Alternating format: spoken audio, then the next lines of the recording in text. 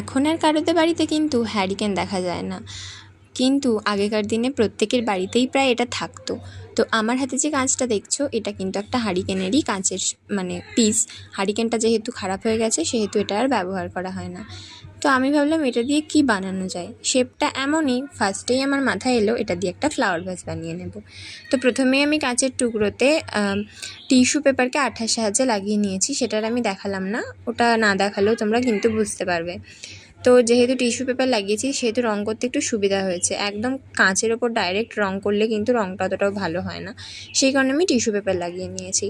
তো আমি এবার তোমরা মনের মতো কিন্তু এভাবে ডিজাইন করে নিতে পারো, আমি যেমন পেরেছি তেমন করেছি। তো একটা ভিডিওতে কিন্তু সমস্ত কিছু দেখানো যায় না, তাই আমি নেক্সট পার্টে এই ফ্লাওয়ার ভাসে কিন্তু ফুল দেব।